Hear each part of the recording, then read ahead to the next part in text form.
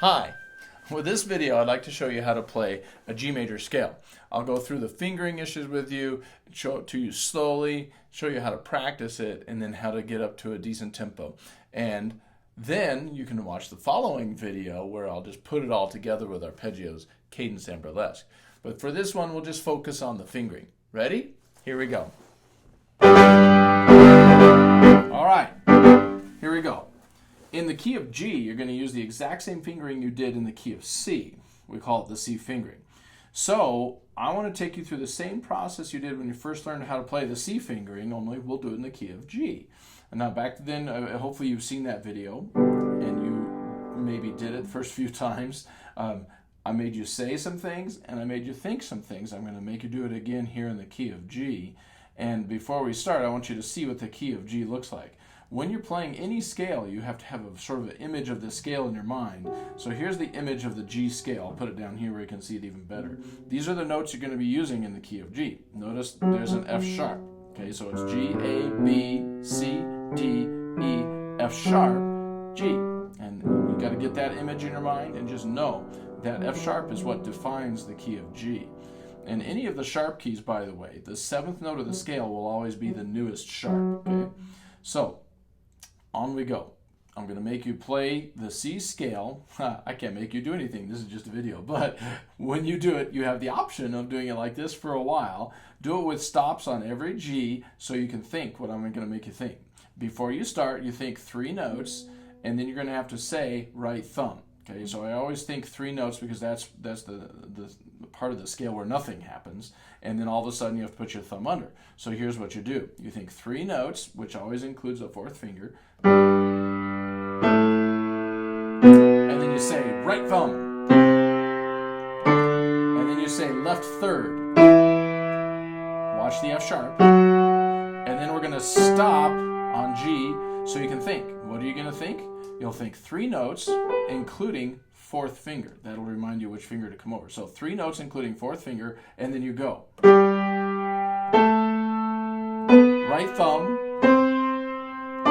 left third, F sharp, and then you stop again. Now coming down, you're going to think 3 notes, including this 4th finger, and after 3 notes, you're going to say left thumb. So 3 notes, left thumb, right third, and then you stop and you think 3 notes, including 4th finger on that F sharp, and then you go. Left thumb, right third, and that's it. Okay? So now I'll do it one more time. I'm going to put the metronome on. When you first start doing any new scale, it's good to go really slow.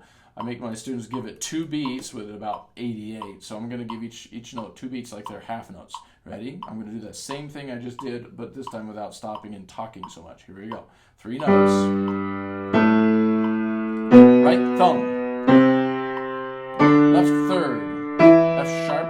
And then I stop. Think 3 notes including 4th finger. Go. Right thumb. Left third. F sharp.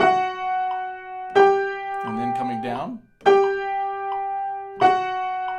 Left thumb, right third, and you stop and you think 3 notes including 4th finger and go. Left thumb, right third, and then the next step is to do it without stops. I'll do it one time without stops at this nice slow tempo. Right thumb, left third. Now I'm thinking ahead. Here we go. 3 notes including 4th finger. Right thumb. Left third. F sharp. And then coming down 3 notes. Left thumb. Right third. And then you think 3 notes including 4th finger. Left thumb. Right third.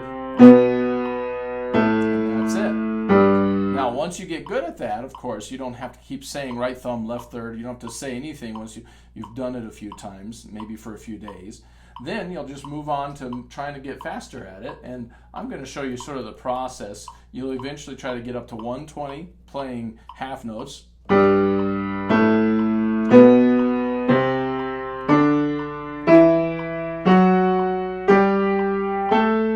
And so forth. And then once you hit maybe 120, it might be time to drop it down to like 72 or chop it in half. So that's not true. I think the best thing maybe would be to get all the way up to 160 and then drop down. Here's 160 with the half notes.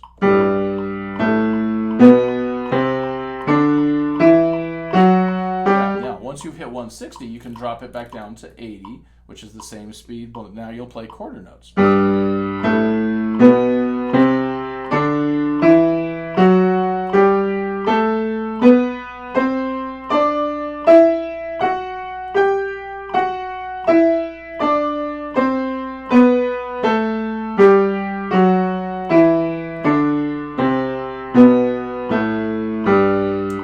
Keep working with the scale until you can play it all the way up to 120 with a quarter note like this. And